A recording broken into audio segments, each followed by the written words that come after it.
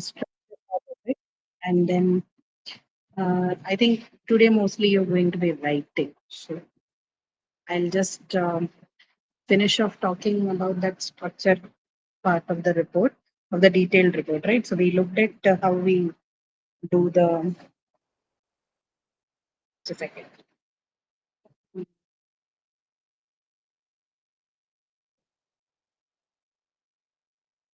The PPT inclusive.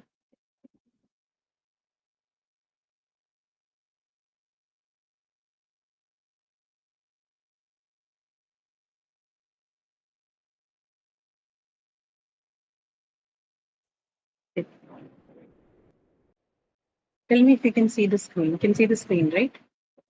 Yes, ma'am. So, we already discussed the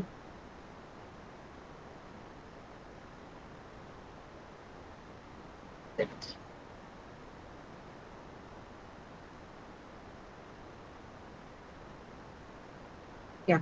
So I think we were looking at this yesterday, right? Basics of report writing.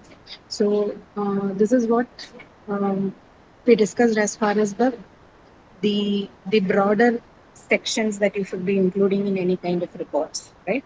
So overview, background, discussion, and conclusions. This is when you do not have any prompt on, what your template or structure should be. So why am I saying this? Because sometimes, like we already read, like different organization based on their needs and purposes, they might have their own structure and their own templates for writing reports, right? So in cases where it is absent, where you are not told about it entirely, or you are not given a particular format to write, then you need to ensure that your report should have at least these four.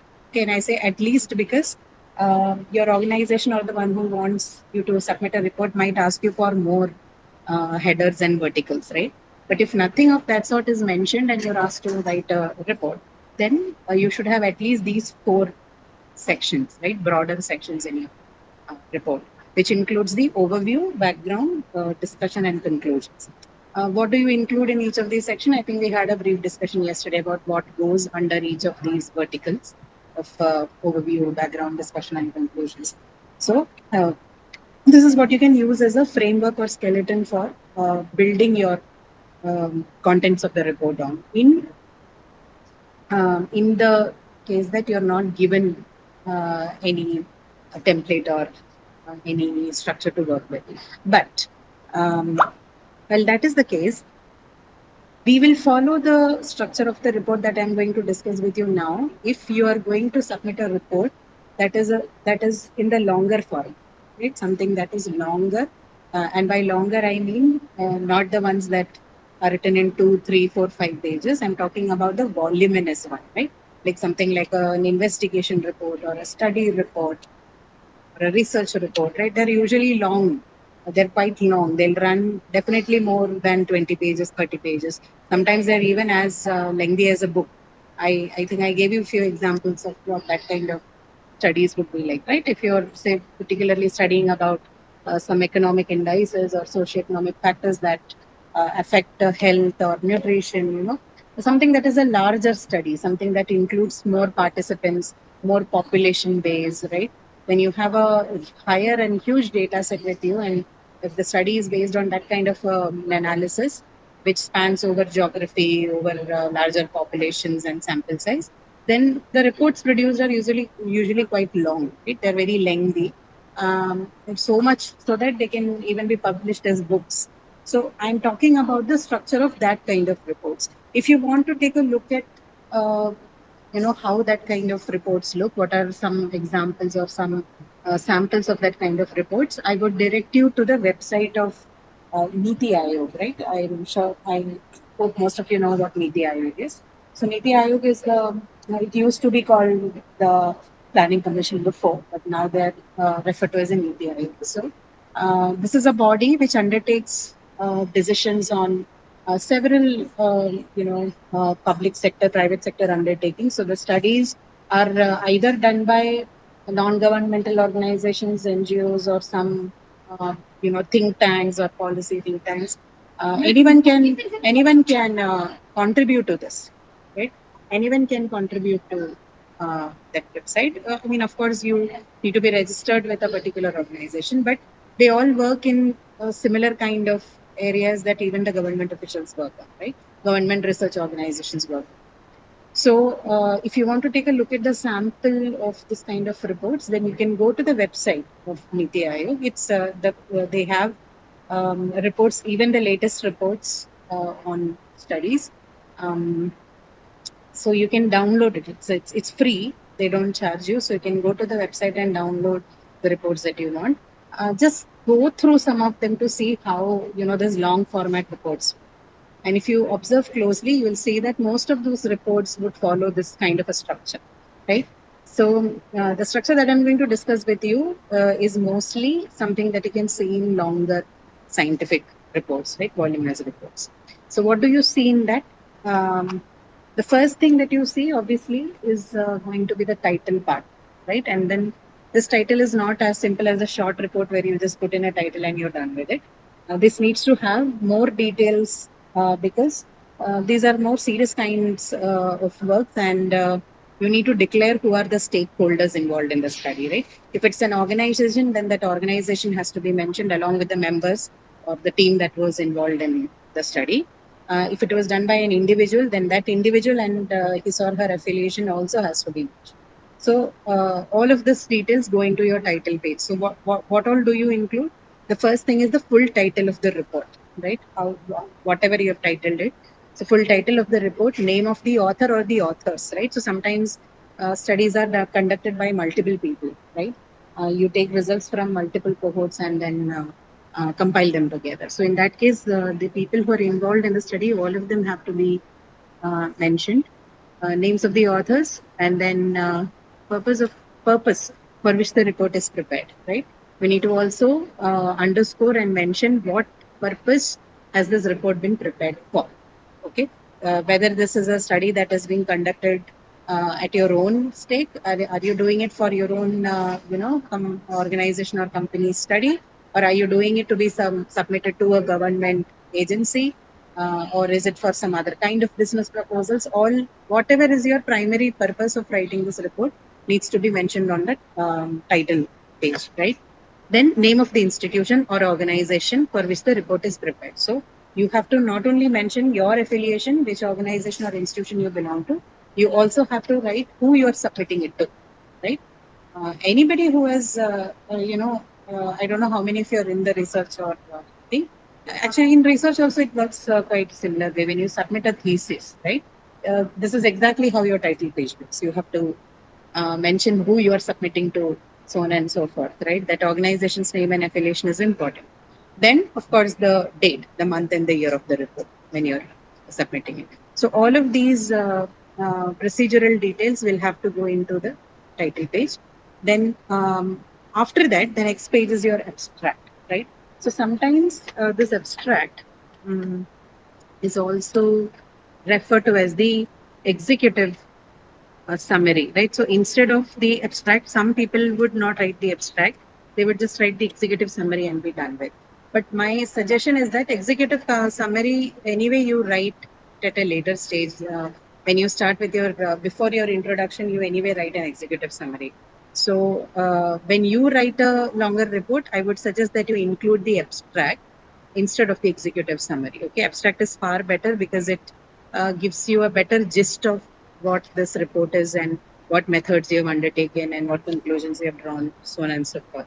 So choose to write the abstract rather than the executive summary is my suggestion. Okay, I'll tell you what this executive summary and abstract and all looks like, but for the moment, understand that this is how it is done. So title page, all the details on that, followed by abstract, and then followed by the table of contents, followed by the table of contents, followed by the list of figures and tables. Now, table of contents is a compulsory thing for any kind of longer reports. You need to tell people how many sections and um, what all topics that you're going to deal with in each of those sections. That needs to be declared.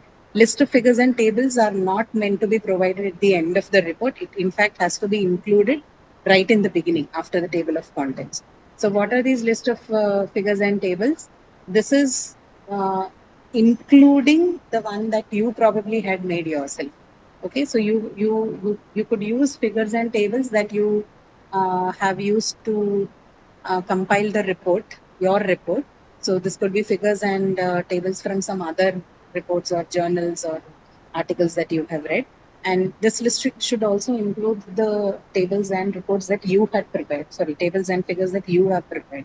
If you have, created a table or a figure or something from your side, when you are writing this report, even that needs to be numbered, it needs to be named, and that has to be included in this list of figures and tables. Okay, so all the ones that you have borrowed, the ones that you have referred to, plus the one that you have come up on your own, both will have to be included in the list. Okay. Then it is followed by the preface or acknowledgement. So in the preface, usually what people do is um, they tell people about what motivated them to take up this research, why they have been, what motivated them to study the problem statement for that particular report, who supported them in, if for example, if you've gotten any fundings, right? Some organization funded you or some organization helped you with the data. Okay, if they have given you help in any form to compile this document, uh, it could be even editing, right? So you finished writing and then someone helped you editing and revising the draft that you've written. All of that will go into the preface or the acknowledgement. In usually governmental reports, they usually have a format. Sometimes the preface and acknowledgement is not written or not included by that of the author. Okay? Sometimes the preface and acknowledgement is written and included by the head of that particular organization, right? So that happens usually when you are writing reports on behalf of an organization. You probably are the one who compiled it, but then the preface acknowledgement part usually goes from the heads or at least deputy heads, right?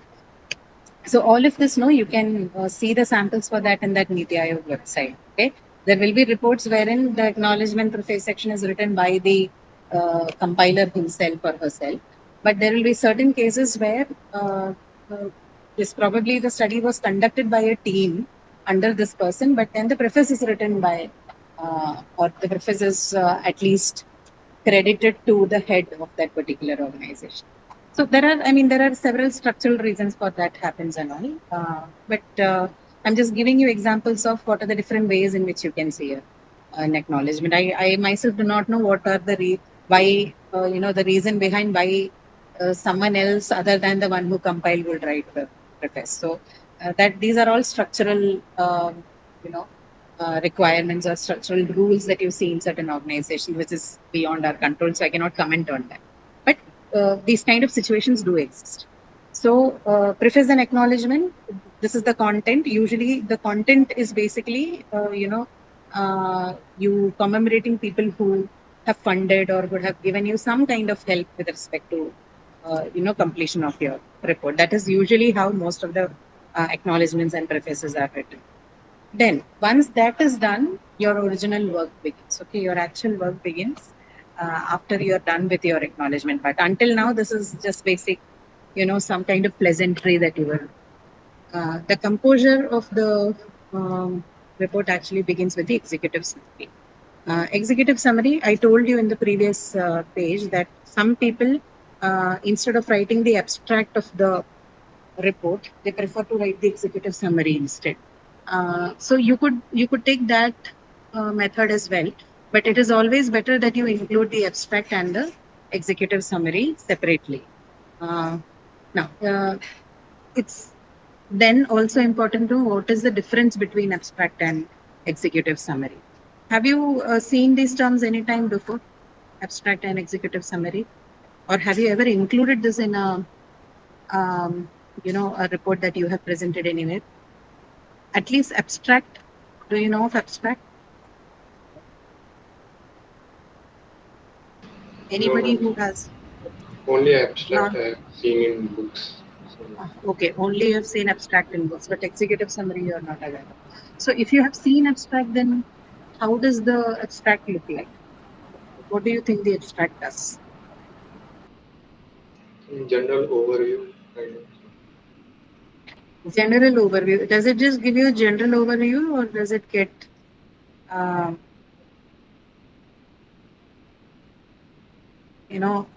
is it more purpose driven? Do you think there is a difference between the purpose of abstract and executive summary? No.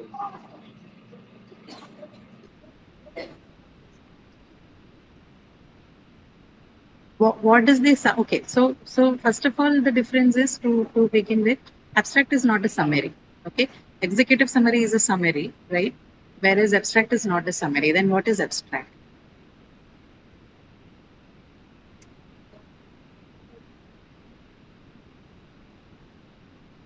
So in the abstract, usually, see, I am more, at least more um, connected to and more familiar with the abstracts that we see in the academic writing, right? So most of the research papers and all that we write, it contains an abstract. So what we essentially do in an abstract is that, first of all, we tell them what the problem statement is. So in the case of reports also, your abstract will be in a certain format. So the first thing that you do in the abstract is you tell them the problem statement of your report. Okay. The length of the second thing is that is important about the abstract is the difference between the length of the abstract and the executive summary. Now, summary, it is usually 1/3 of the actual, write. But of course, in the case of a report, because it's a very lengthy document, you cannot follow, that technique of 1/3 of the whole document. But executive summary is usually at least, 1 to 2 pages long, at least 1 page long, right? Most of the executive summary of the reports would be at least a page or two long, whereas an abstract would be just about 300 words, right? Now, why is abstract such a concise thing? Because abstract is more specific. It gives you very specific points on what the problem statement is, what is the proposed solution, what is the method used. Okay, only three things. What is the problem statement? What is the proposed solution? What will be the method? So all these 3 points are compiled in about 200 to 300 words. Whereas in the executive summary, you will have to provide detailed, same things. Again, you're going to repeat the same thing. You're going to mention the problem statement. You're going to also mention the solution. You're also going to talk about the methods used, but this will be little detailed, right? So you will have to also give the essential findings. In the abstract, it is not necessary that you provide the findings. Whereas in the executive summary, you will have to provide details of the findings. Okay. At least the main findings. Of course, you're not going to discuss the findings there, but you'll mention the findings, right? Mention the results. You will not discuss it, but you will mention it. You mention all the results and the findings, and then you'll also give the recommended actions. So, problem statement, solution, methods used, results and findings plus recommendations, right? All these three things will have to be given in a detailed format. Detailed in the sense, in a way that it fits about 1 to 1.5 pages, right? But in abstract, you do not mention recommendations, you do not give the findings, it's optional there. But only three things are present in abstract, which is the problem statement, solution, and the methods. Okay, so that accounts for the difference in the length of abstract and executive summary. Okay, so is that clear for you?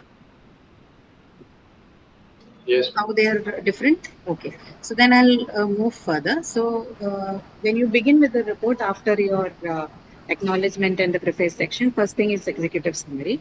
So you'll include all the parts that I just mentioned, right? So you can read through what is written in the slide as well. So summary of the whole report in logical order highlights purpose, research methods, findings, conclusions, and recommendations. Okay? All of this will have to be included in the executive summary. So it's like to put it the other way around, it's like a summary of your report, right? What exactly has been done in the whole, the whole report, if you summarize, that is what is known as an executive summary. Okay? Then followed by executive summary. So remember that each of these headings will have to begin on a different page, right? So title is a different page, abstract is a different page, table of contents is again a different new page, list of figures and tables is a new page, preface and acknowledgement is a new page, executive summary is a new page, introduction is a new page again. Okay, so you don't continue from executive summary. Introduction is you begin it with a new page, right? Now, introduction, what do you do? Of course, the problem statement or the topic of the report is introduced. Then you rewrite the purpose of the report, why you are writing the report, and also briefly outline what your approach would be. Outlining your approach means you will have to basically tell the committee what methodology have you. Okay, that is the next section. Like, how are you going to do it? So you simply say that. So, for example, if I'm using, say, both a qualitative and quantitative analysis, right? So, which qualitative means I'm going to include interviews and discussions with my participants. Quantitative means I'm just going to collect data from them in the form of a Likert scale, say yes and no questions, or preferred or not preferred questions, or agree, strongly, disagree kind of questions. So I get the participants to fill forms, or I rather circulate Google Forms or something with them and collect the quantitative data, or collect the percentage of people who have said yes, no, so on and further. There are many other quantitative analysis techniques. I'm just giving you a simple example. So all of that thing. So whether am I using qualitative approach, or I'm using a quantitative approach, or am I using both? Okay, these days people will use both to give more credibility to their report and their findings, right? So that again, that you need to declare. So just one line on that, right? In introduction, you're not going to give any details. Of course, details of what kind of qualitative analysis you're using and what quantitative analysis you perform, that will come in the methodology section. In introduction, you simply mention whether you're going to take the qualitative or the quantitative way, or mixed methods, right, which includes both quantitative or qualitative, right? So that is the part of introduction. And then in methodology, like I just told you, you'll in detail explain everything. So what methods are you using? Okay, if you're using qualitative method, then you have to say who are your participants, what sample size you're choosing, why have you chosen that particular sample size, and also justify the number. So if you're collecting the responses, or if you're studying, say, 100 people in that population, then you have to say why you chose 100 people and not, say, 200, right? So justifications for the selection of research instruments or study instruments, whether they're people or whether they're animals or whatever they are, whatever the subject of your research is, you need to justify why you chose what you chose. Okay. And then you will go on to explain what are the other, analysis methods. So qualitative methods. So why did you decide to do the interview? And how did you do the interview? Okay, how many participants did you interview? If you have done a quantitative analysis, how many forms did you distribute, and where was it distributed? Who answered? All of those things. So basically, the logistics, right? The whole of the design of how you conducted the study will have to be discussed in the methodology section, right? Each of the steps that you have undertaken to design that particular study, that goes into the methodology section. And this is exactly how even research works, right? So the reports are basically what they're also a resultant of research, right? So everything that you will see in a research report, you will see being repeated in the reports that we are looking at as well. So method and methodology then is like a detailed analysis of how you did or how you conducted that study, how you designed that study, and justifications for each of the methods that you've adopted to do the study. Then, following which comes your results and findings sections. Remember, in the results and findings sections, you only report the data that you have collected. So, any data, tables, figures, graphs, or anything else that you have been able to recover from the field or through the course of your study, all of them will have to be declared in the results and findings section, right? All of them will have to be presented there, but you do not discuss the results. That is, you just mention that these are the results or these are the findings that I had after the study, but you do not interpret anything, right? That is for the next section on discussion. So interpretation of the results and findings only happens in the discussion section. That you do not do. These are two different sections. Do not mix them. Okay. So in the discussion section, then you explain the results, right?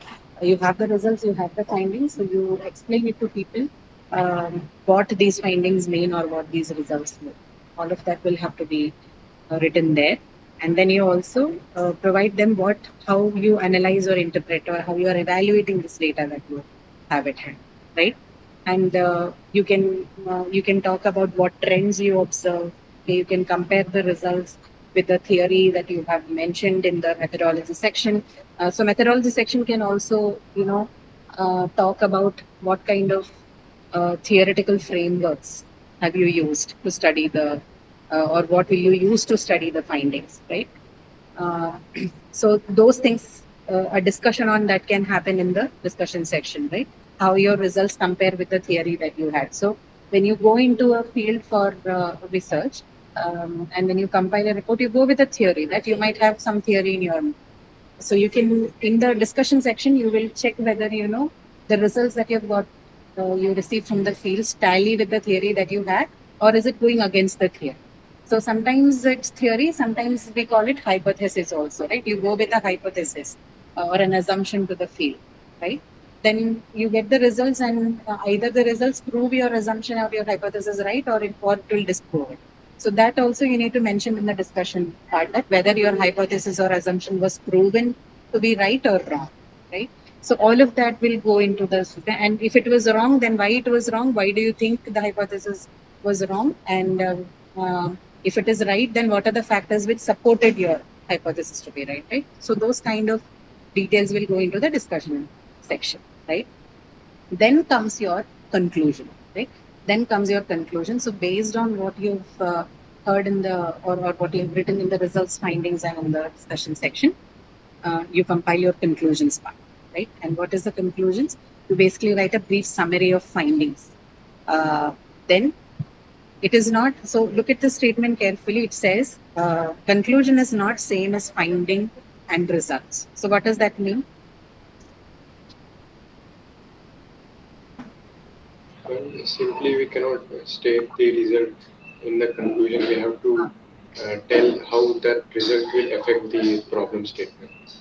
Absolutely, right? So you have to, the task here, or in the conclusion section, you're not simply expected to repeat what you saw in the results and findings. You don't just rewrite what the results and findings showed you, right?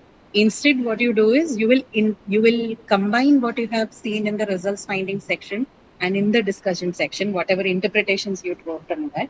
You will take that, and then you will compile a simplified version of that for the conclusion, right? How it applies to the problem that you have, right? Conclusion is basically what you drew from the results and finding, and how does it apply to the problem statement that you had at hand, right? So that is how your conclusion section should look, right? It shouldn't look like a copy paste of the results, findings, and discussion section, right? This you need to understand. Yeah. Does anyone have a question? Oh, ma'am, sorry, ma'am. I have a question, ma'am. Ma'am, yesterday's session I didn't attend the session, ma'am. Where can I get that, ma'am, recorded link? I think you will have to wait until the end of the week before they upload it. So usually they wait for people to finish the session and then compile it together. So I think maybe by the end of the week you can see it. It is in calendar, right? It is in calendar. I mean, we will get in calendar, right, ma'am? Yes, yes. Okay, Yes. thank you, ma'am. Right. Okay, so then the conclusion part is that, and then this is followed by the recommendations, right? Recommendations, of course, all reports are required to provide recommendation, particularly if you're looking at a problem statement, not a theoretical problem statement, but something that is more, action based, and something that is more application based, right? So all such reports, which is the nature of most of the socio economic reports that are presented at the governmental, non-governmental level. So they will, if you're looking for a solution and then a problem statement and a solution, then they'll also look for recommendations that can fill the gap, right? So anything that you suggest as a required change or a suitable change which can be purported as a solution will have to be mentioned in the recommendations. Okay. So that completes the structure of your report, the main body. So I think I did not talk to you about this because I thought you probably had already seen that, right? So the first part that you see, which is the title to the preface part, that is, if you broadly, classify the report, then this particular part is called the front matter of the report.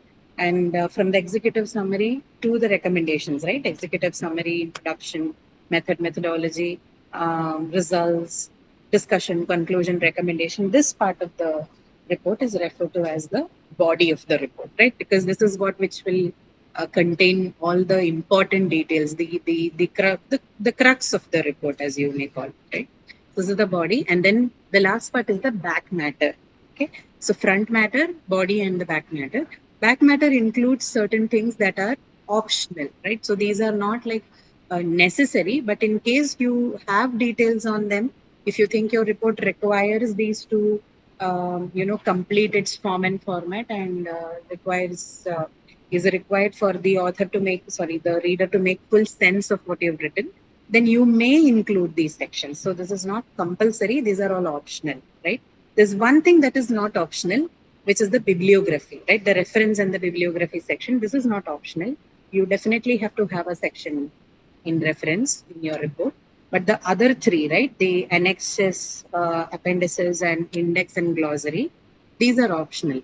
If you have used, say, for example, you have to draw the attention of your reader to a certain, famous work or report that you have referred to in order to compile your report, and you think that the details given in that report is necessary for the reader to see, to understand what you're saying, then some of that can be included in the appendix section.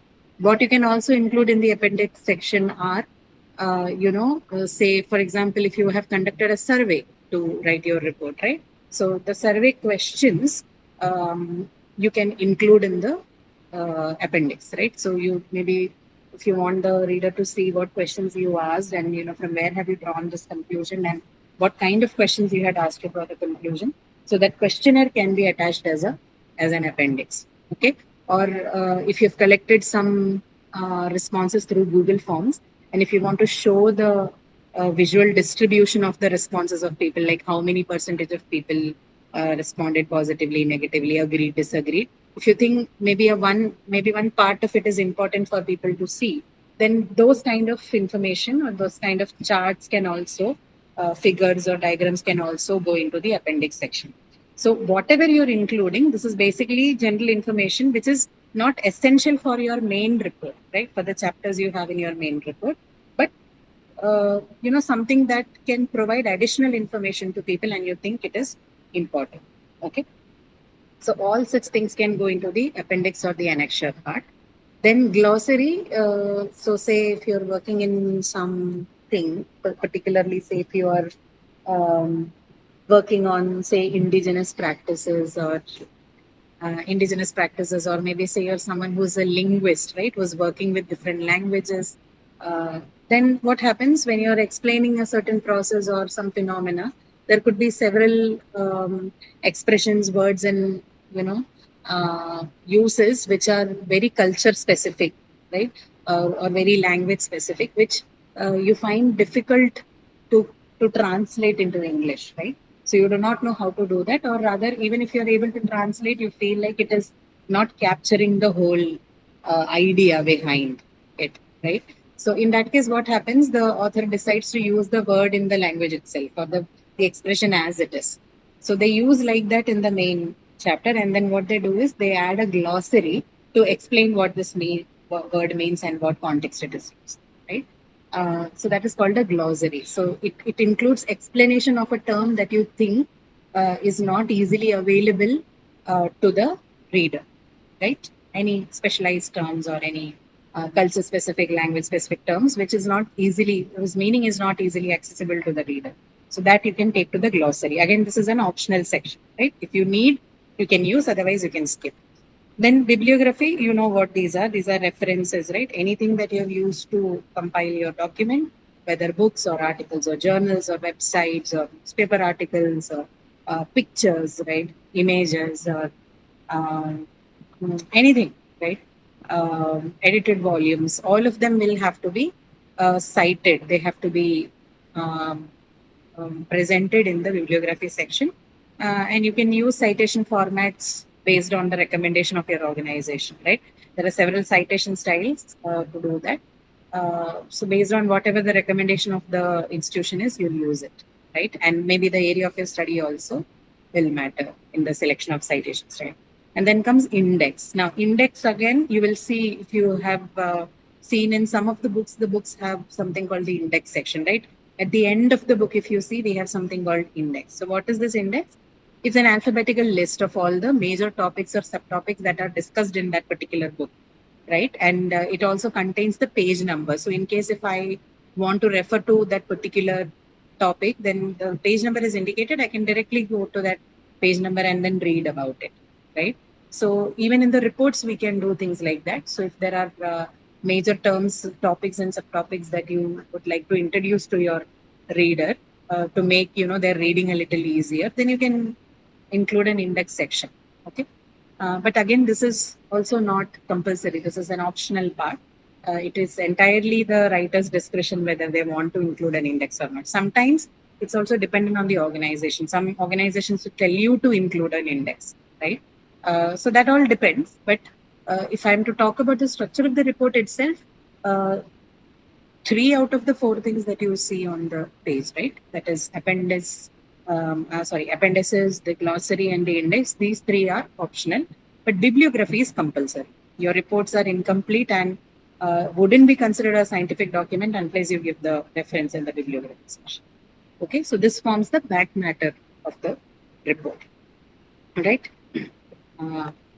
Now, before we start working on the questions for today, I also want to talk to you a little bit about the types of reports. Now, most of these, they will have some kind of overlaps with each other. So they're not like a strict watertight compartmentalized categories. Each of them have an aim. They are differentiated based on the purposes, right? These types are basically based on the purposes that they serve. The classifications are based on what purposes each of them serve. But it's not like, say, for example, a formal report or an academic report or a professional report can't be a formal report, right? So if you look at each of them, feasibility report, technical report, professional report, academic, all of them are also what we call as formal reports, right? Or an academic report is also a professional report. Okay, professional report is not always an academic report, but then academic report is definitely a formal report. It is also a professional report. It can also be a technical report, right? Feasibility report can be a professional report, and it's definitely all of them are formal reports. Feasibility report can also be a professional report, right? Technical report is certainly a formal report. Technical report can again be a professional report, right? So in that sense, there is a bit of an overlap between each of them. But even then, we can still divide them into different types based on what purposes largely each of them serve. So for academic reports, of course, they're usually meant for they're meant for specialized audiences, right? So it's not for everyone. Not everyone can sit and read and understand an academic report. So it includes academicians, and both the reader and producer are at the same level of knowledge, right? In academic reports. So the purpose is basically to serve an academic purpose, and the reader and the producer, both of them, have to be at the same level of knowledge to facilitate accessibility in the case of academic reports. Professional reports, they used usually for informing and persuading people as well as initiating change. So there'll be several kinds of professional reports. Usually they're used for informing and persuading people, right? To cause a change, to take some suitable action. So to give you some example, sales reports, right? So if a company is producing sales report or policy reports, these are all examples of professional report. They usually produce so as to either inform people about a decision that has been taken, or it is sometimes to persuade or to um, let people take a suitable action on a certain issue at hand, right? So the kind of audience that you have for professional report depends, right? It depends on the targeted audience. So your audience will change based on what your purpose is. And whatever the taste of your sponsor is. So if it's a sales report, then again you also have to include the include what your investor or your sponsor wants you to add. So depending on who you are writing this report for, the target audience, whoever the target audience is, its shape and form can change a little, right? So it mostly has mixed audience, right? So sometimes it is written for the sponsor, sometimes it's written to directly communicate to the customers. Sometimes it is written just for the sake of introducing a certain service or certain product in the market, right? Sometimes it is to show this boost in the sales, or sometimes it is done to show why there is a decline in the sales, so on and so forth. So it basically, as opposed to academic reports, professional reports have a mixed audience. Okay, it depends. The target audience depends on the purpose you're writing it. Right. So, formal reports, any report, right? Any report that collects and interprets data and reports information is considered a formal report, which means every other report that you see here, academic, professional, technical, feasibility report, they're all formal reports, right? So, anything that collects and interprets data and reports information is a formal report. Then the technical and special reports, the kinds of technical reports would be, say something like lab reports, right? If you are someone who works at a lab, or if you are student performing an experiment, or someone who's compiling say a seminar report or a lecture report, these are all technical reports, right? So they could be domain specific or subject specific, right? Technical reports can also be based on the fields that you're working in, right? So a doctor's report, a lab report and by lab report I don't mean the uh, you know uh, say your engineering lab reports or management lab reports. The lab reports can also be the actual lab reports, right? The ones that you get from a laboratory where you go and get your blood work done. Even that is a technical report, right? So or an accident report that is filed, okay, post anyway. That is also a technical report, right? Or any report that and accident reports in the sense, not the newspaper report that you see. I'm talking about the report that you file usually to be submitted as an evidence somewhere, like say an insurance company or an organization, right? So these are all examples of technical reports. So they are usually industry specific, field specific, and their format and their forms and template is dependent on which organization and institution you are submitting it to. So there's no unified format for a technical report. It changes. The framework changes based on what your institution wants from you, what details it wants from you. Okay. And then last is the feasibility report. Feasibility report is the kind of report that you did 3 questions yesterday, right? The proposals to choose between a certain city, or choose between a certain company. So all those proposal reports, they are usually called the feasibility report. Okay, whatever you read yesterday. So it studies the feasibility of doing something, right? What is feasibility? To see something. Feasibility means to check if something is doable or not, right? Uh, if something is doable or not, if something is viable or not, right? That is feasibility. So what does it do? Most of the feasibility reports, it will define a need for the proposed idea, why you need this idea, right? Then analyze it, then compare and recommend a course of action. So did you see that in the questions that we discussed yesterday? 3 questions you did, right? All the 3 were doing that. Yes? No?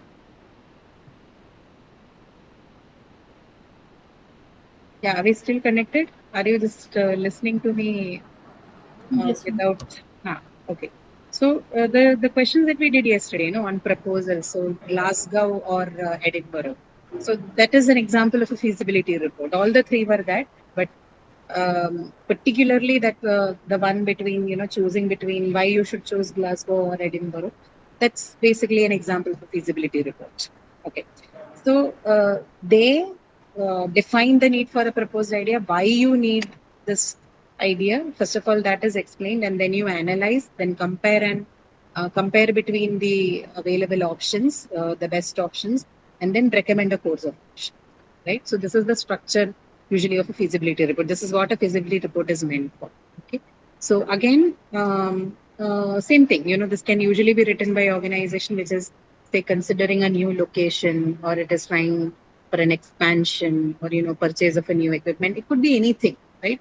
I've just given you a few examples here, but the purpose could be anything. Whatever the purpose is, a feasibility report is basically a study of the viability or the success rate, or the choices that you make of a proposed idea, right? That is what it is for. Okay, so this is broadly the types of reports that you can see commonly, used in work domains, in professional domains, based on the purposes this. Okay. So, any questions here? Anything that you want to ask? If not, I'll go to the exercises. Today we might end it a little earlier. If you're done writing, then, and if I'm done looking at what I'm anyway, very few people here. So I think as you write, I can also take a look at what you're writing. So we may not go up to 7:30. I don't wish to. We'll close a little earlier based on when you finish writing. So any questions from this part? This is relatively easy. There isn't much to take care of. Few things only, the structure part and also the language, right? So for the longer report also, whatever language structures we discussed yesterday, that stays. Okay, so the use of present perfect tense, simple present tense, the ing and the two infinitive forms, all of these things you will see in the other kind of reports also. Okay. So that remains, and then non-use of abbreviations that are not universally accepted, no shorthands, no contractive forms, no informal phrasal verbs. All of those things will remain for this also. So there's no change in that. No questions? Okay, if that's the case, then let me just share the link with you so you can start working on it. I think the first question will certainly take you some time here to interpret the graph. I don't know how many of you have seen it yesterday. If you have had a chance to look at it, good. If not, we can do it now. So I'll share the link now. Please look at your chat to get the link and join this link to see the questions.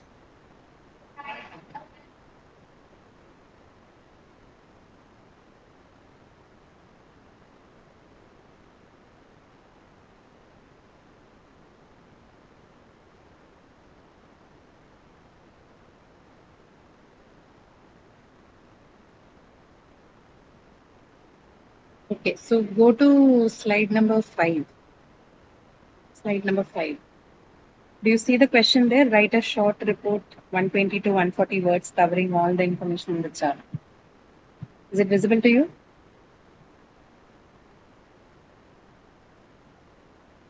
Yes, ma'am. Okay. So you need to first study that chart, right? Take a look at that chart closely, and then you write a report of 120 to 140 words based on your interpretation of the chart, right? So you are required to interpret the details in the chart and then write a report.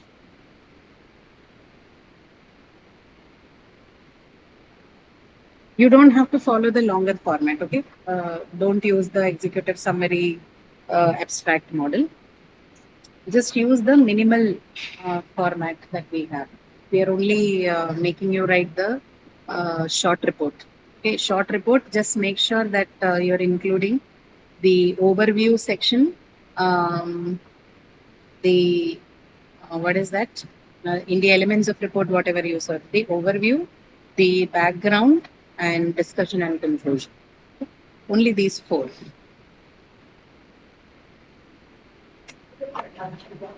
So 120 to 140 words means it will definitely not be more than 8 or 10 sentences. So first study the chart carefully. If you have any questions, if there's anything that you do not understand, just ask me. Otherwise, if you've read and understood, if you've interpreted the chart, then make notes, of course, when you're interpreting the chart, and then use that to write the report.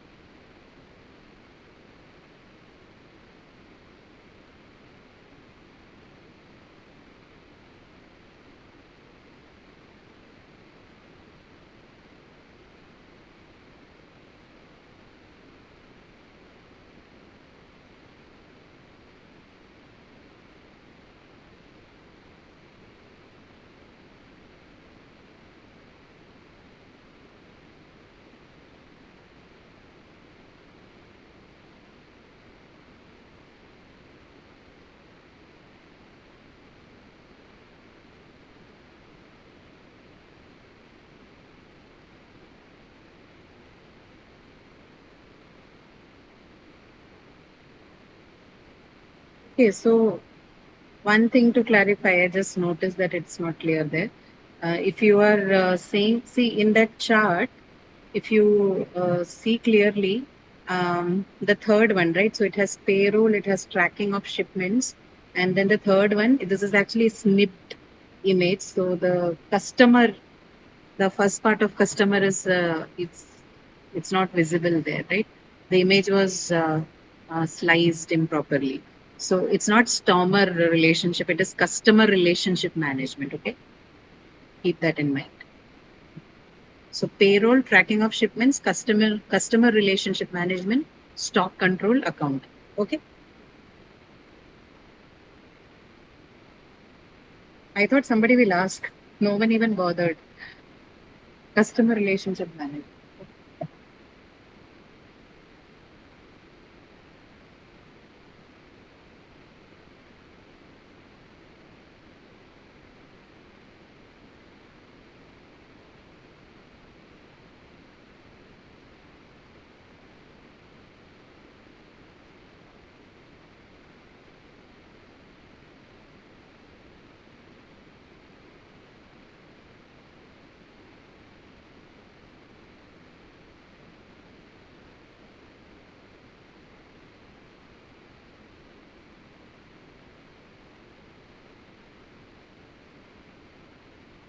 Are you able to read the chart properly? Is there anyone who's facing difficulty with that? You understand what is going on in the chart, right? Yes, ma'am. Yeah. Yes, ma'am. Okay.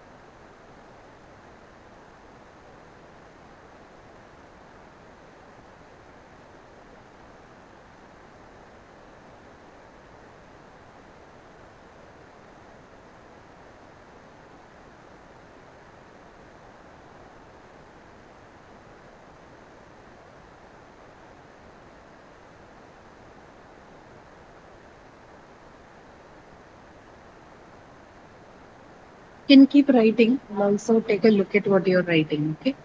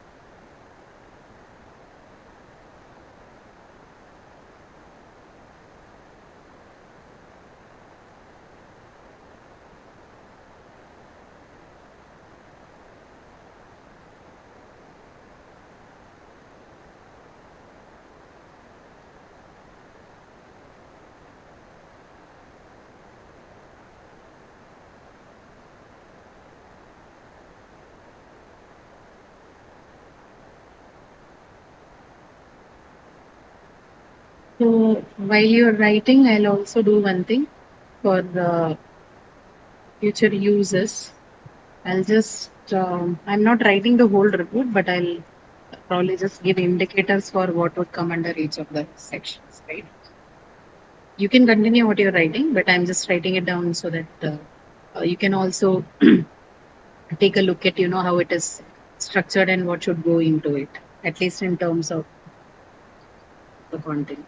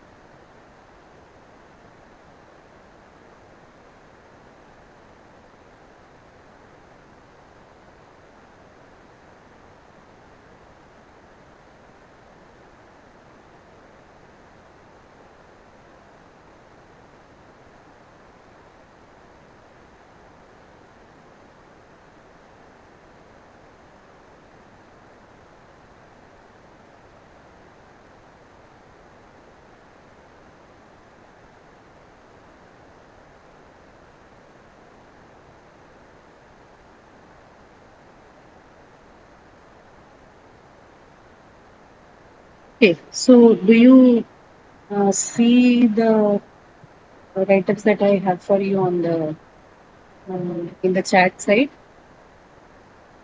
So I've briefly, given you some hinters for how and what content you can include in each of it. So for overview, usually you first state the purpose, right? So what is the main trend that you observe in the chart, right? Then what does the chart show? So in this one, usually the comparison of software sales across categories, right? Like categories of payroll, tracking, shipment, customer relationship management, stock control, accounting, and for all of these categories, the software sales has been shown from 10 years ago and the current thing, right? So this is basically what the chart shows. So here you're not explaining what it exactly shows. You're only saying what is being shown, right? Because we are still in the overview section. And then you also include what is the biggest overall trend or change that you see in the last 10 years and the one that is happening now, the sales that is happening now. Then for background, you will say in detail what happened in the last 10 years. So across categories, particularly the ones which have been affected mostly and the ones that has not been affected at all, right? So in accounting, major shares as opposed to others, and the stock control is the one that is least, right? So this part, you will particularly say that this is what has happened, and then you will also talk about what has happened in the 10 years to give the background.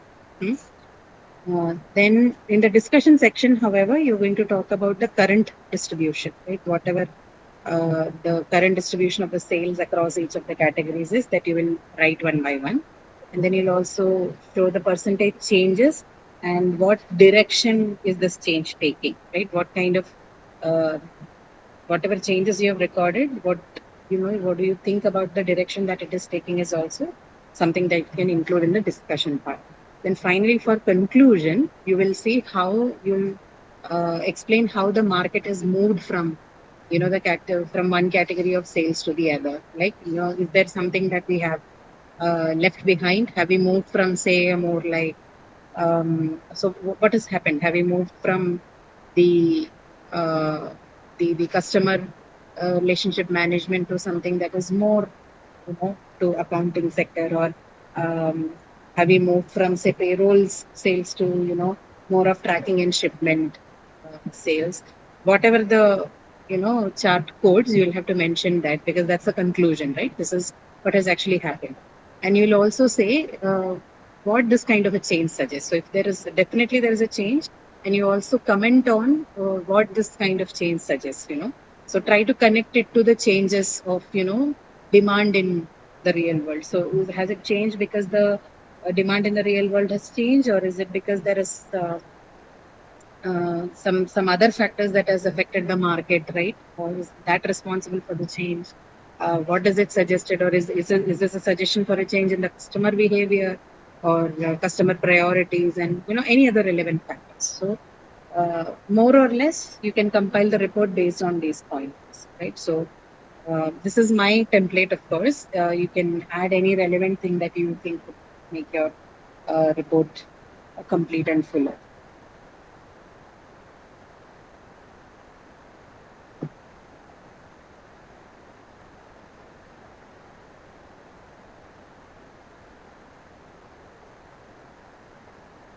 Taking a look at what you guys are, I think most of you have understood Voto, right?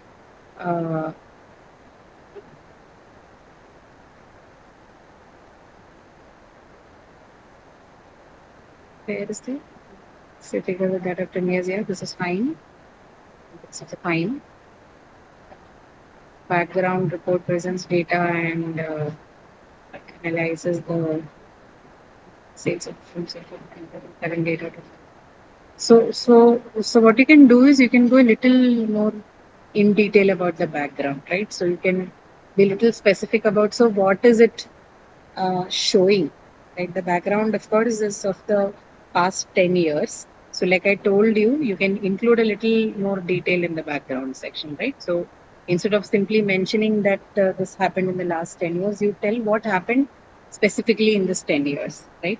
What changes did you see in the sales category, or what is the major observation that you in the background?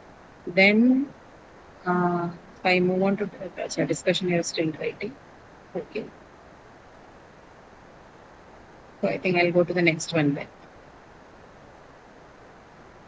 So this one that you're writing, no, it is about the software sales report of the. I think you can be a little more polished in your language. So don't make it look like you are,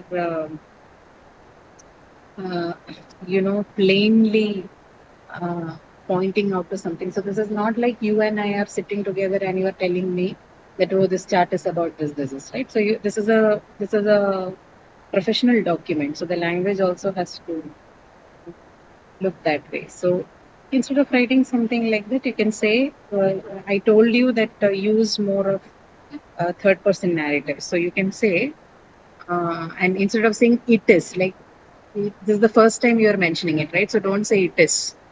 Maybe in the next mention that you make of the chart, you can say it. But when you're writing it for the first time, say the chart, right? So you say the chart is about, or use more active words like the chart compares software sales across 5 categories. It looks at the sales in the current time and the sales 10 years ago.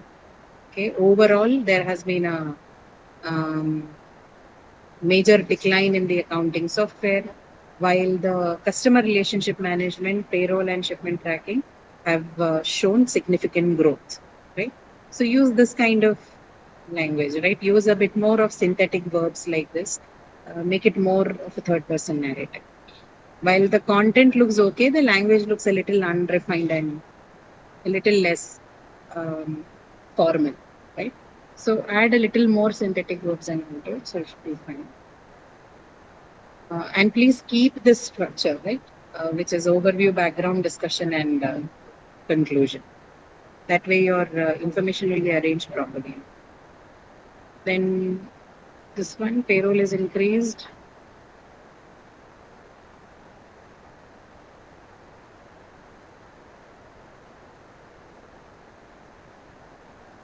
So instead of saying is increase from 5% to 15%, a massive increment, keep it straighter, the graph shows a massive increment in payroll, comma, that is from 5 to 15%. Okay, or you see, but the same sentence you can put in a different way. There's a 10% jump or a 10% hike in the payroll sales department, right? Which is a massive increment compared to the other categories, right? So try to use sentences in a little, how do I put it? Use it more, make use of the structures a little more, complex structures. You've already had this construction of complex sentences and clauses and all for this module, right? For this course, right, in English too. So make use of whatever you have learned in those modules.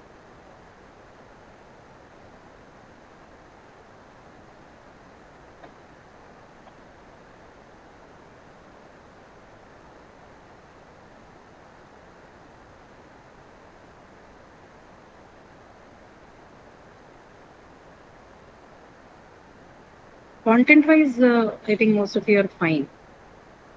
But language wise, you need to. Okay, now this one, the given graph is showing. I think it's better you refrain from using that format. Okay, is showing the person. Just say shows. Keep it more active and keep it more matter of fact, right? Because we are interpreting the graph in a matter of fact way. So instead of saying the given graph is showing the percentage, it's better that you write the graph shows. Okay?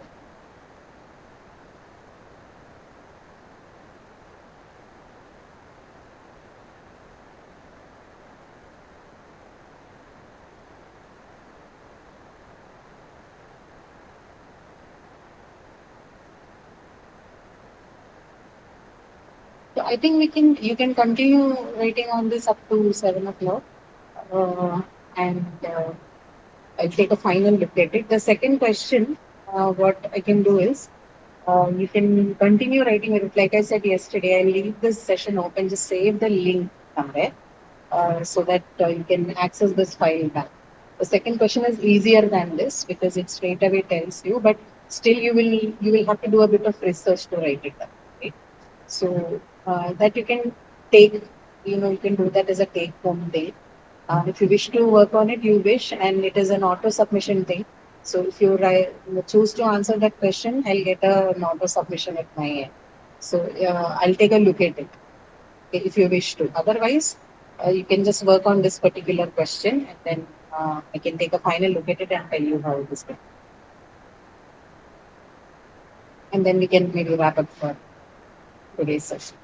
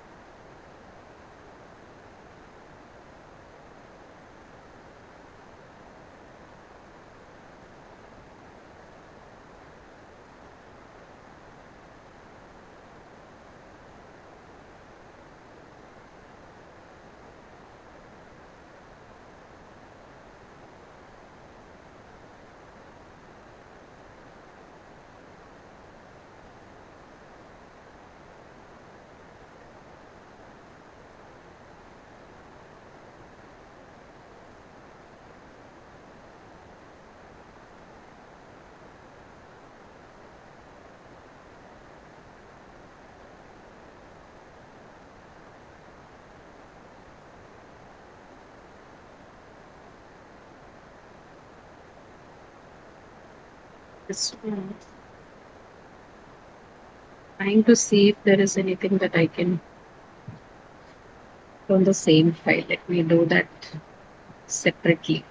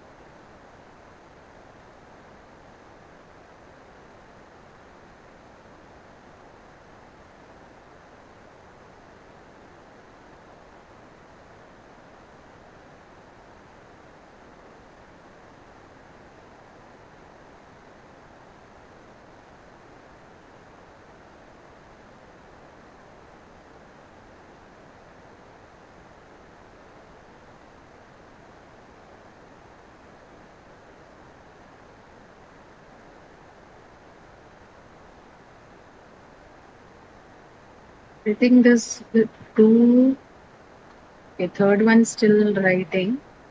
So while you're writing, I'll take a look at the others.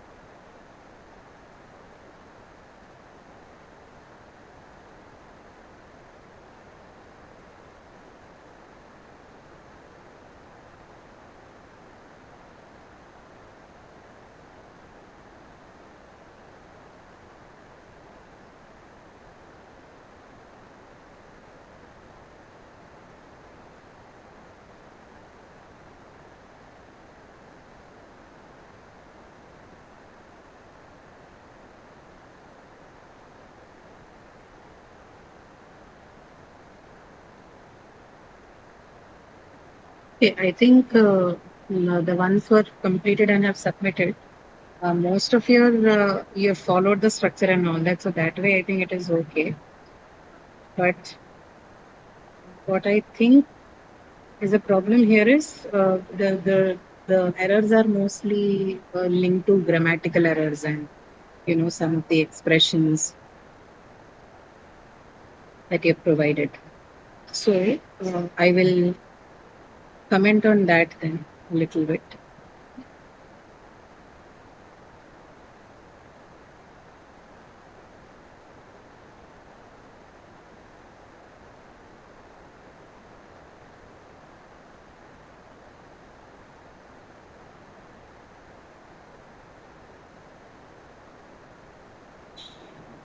So the first response here, I think the one which goes, we read it out a little bit so that you understand whose is it.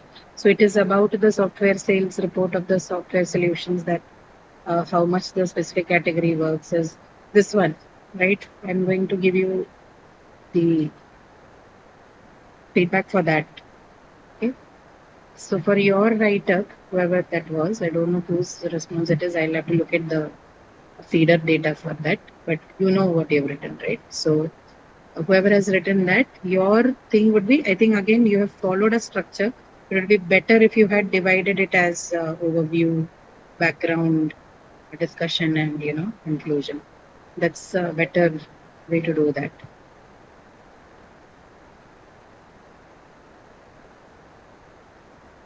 Just a minute. Okay.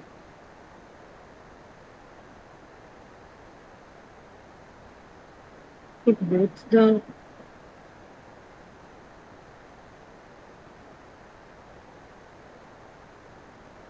yes. So your problem mostly in the draft is that, of course, there are some grammatical errors, right? Like syntax errors, like it is about the software sales report of this or that, how much, so on and so forth. So it's a little confusing, and it's grammatically incorrect to write that. So there are wrong verb forms in that. And there are wrong verb forms again in the sentence. Tracking of shipments is also performs good, right? That's a wrong thing. Tracking of shipments is also perform good, is also perform good. You could simply say performs good or shows good growth, right? Then again, everything is looks good. You don't you simply say everything looks good, right? That is auxiliary verb is not necessarily there. Then so there are grammar and syntax errors like this. So you need to look at the subject verb agreement mostly, and you also have to work on the verb forms, right? These are two major category of grammatical errors I figured. Then clarity issues. Of course, the sentences are too long, right? And you're putting too many things together in one sentence. So try to break down the sentences, right? Um, then what else? Uh, yeah, general phraseology, right? So instead of saying that it was 15% 10 years ago and now 25%, you can simply, say that it has increased from 15 to 25% in the last 10 years, right? So use a bit more polished version of the language. Then tone consistency, that is also a problem. So uh, sometimes it is, some of these constructions like massive increment, right? Or financial uh, reports of every transaction. This is a little casual, right? So the point here is that we're writing formal report. So you have to keep it a little more formal in nature, right? So do not use words that will make it informal. Like massive and all is something that is not considered as synthetic and as formal as. So instead of massive increment, you can use words that are more synthetic, right? So you can say exponential growth or exponential increment instead of saying massive increment. Okay. So this is about the first one that we had, right? So there are errors of grammar and syntax mostly. Then there's clarity issues where basically break down your long sentences and then maintain the consistencies in the tone, right? Keep it formal. Do not. There's a tendency to get into casual tone, informal tone once in a while. So don't do that. Choose words and phrases which are more polished. Okay, so do that. And then for the other one, the report compares the current software sales figure. This is mostly a good, mostly written well, about 70 to 80%. It is fine. But again, this also has some minor errors. Your structure is fine. The tone is also fine. Okay. But there are grammatical errors, right? So there are errors like, again, plural singular errors. The report compares the current software sales figure. So it sales figures, not sales figure. Then shows comparison. Okay, so it has to be shows a comparison, not shows comparison. Or if you're writing shows comparison, then it has to be shows comparisons. Okay. Then both of these software solutions saw an enormous, okay, not an enormous software solutions. Both of these software solutions saw or shows an enormous spike form. Okay, maybe a typo, probably meant to be from, but form. Okay, from 10 years ago. Okay. Then style, again, there is this one also has a problem. Somewhere your in some of the usages, some of the sentences, your phrases, you're slipping into casual, tone, which is as of now. So instead of saying as of now, you can either say presently or currently. Use that. That is what I'm, trying to say. Use more synthetic forms, more formal forms of the words. Okay. Then. Yeah, so again, consistency of style. If you're saying, if you're writing 15%, right? If you're writing it in words, 15 FIFTEN, then you should write it in words in the whole report, right? So somewhere you write it in numbers, somewhere you write it in words.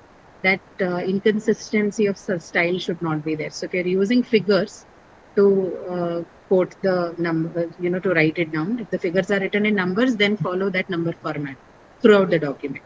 If you're planning to write the figures in words, then use the words for the whole document, right? So either write the numeral or write the words. You need to choose the style properly.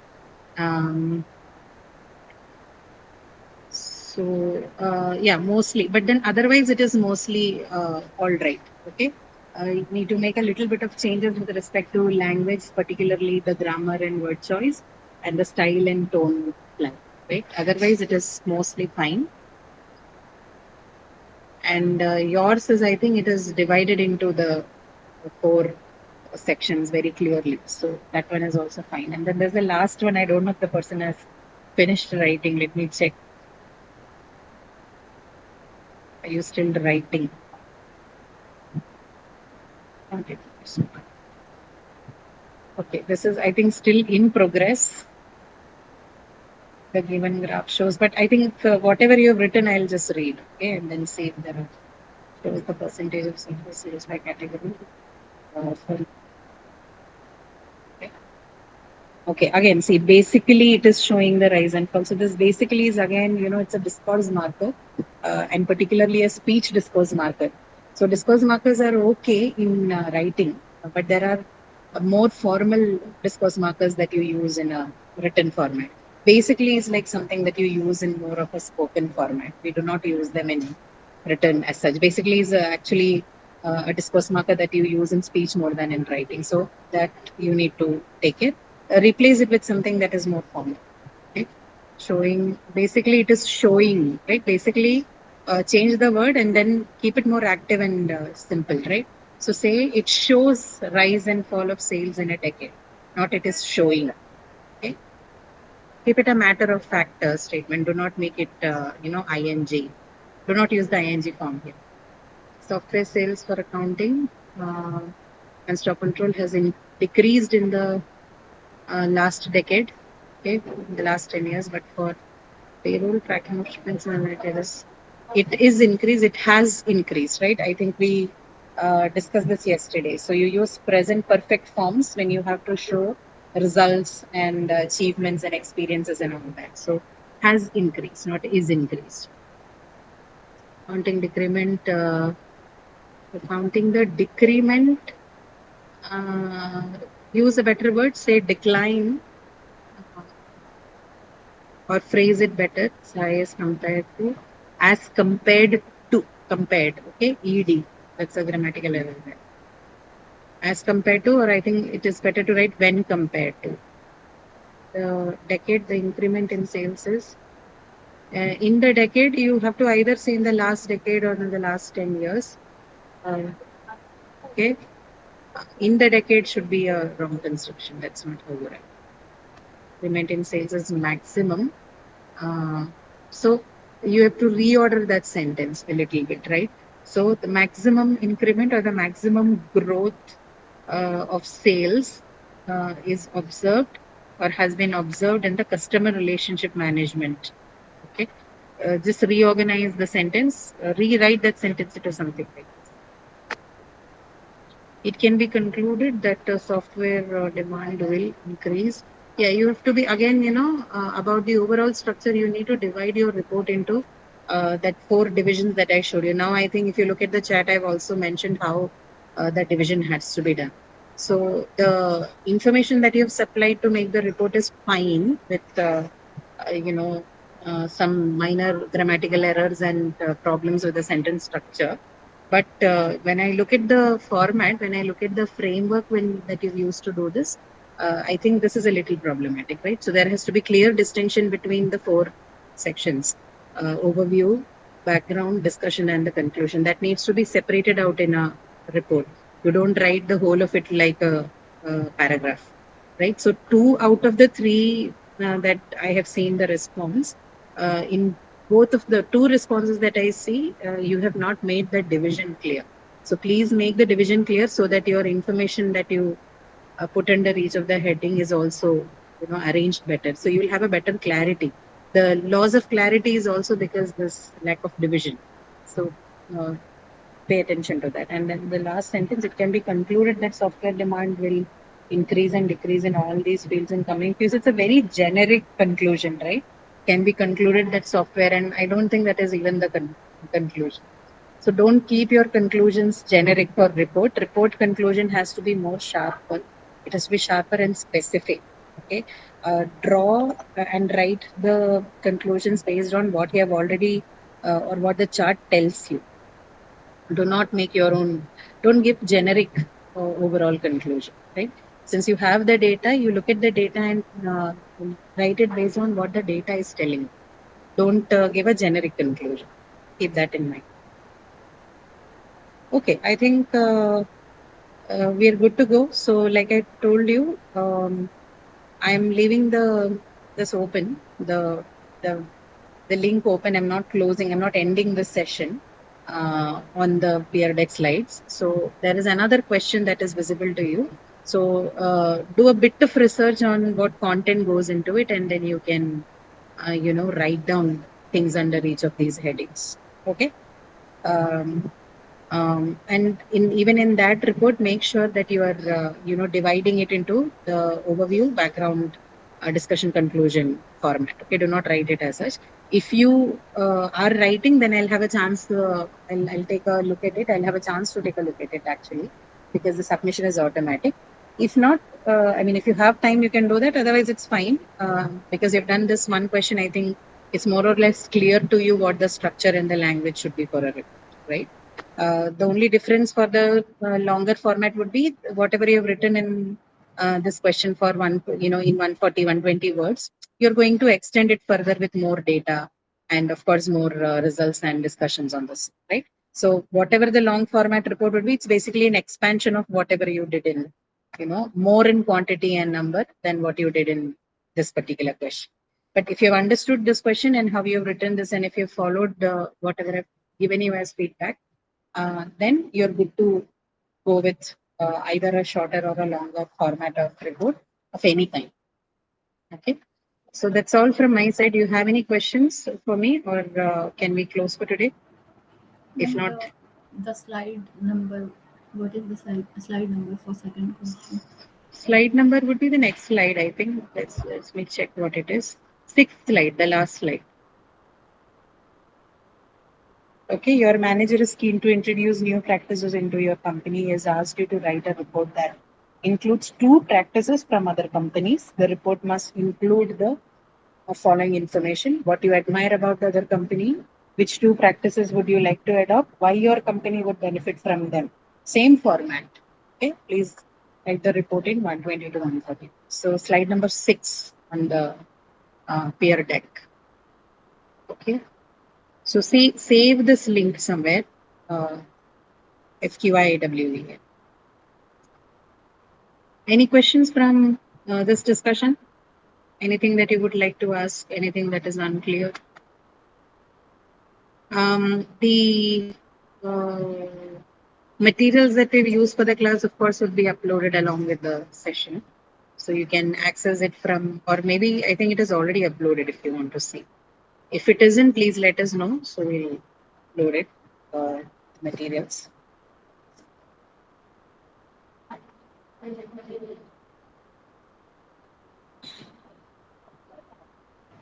Ma'am, peer deck link we have to save. Yes, You have yes. said The link that you have used to sign into this slide, no, that you need to save it somewhere so that you can continue working on the question in case you choose.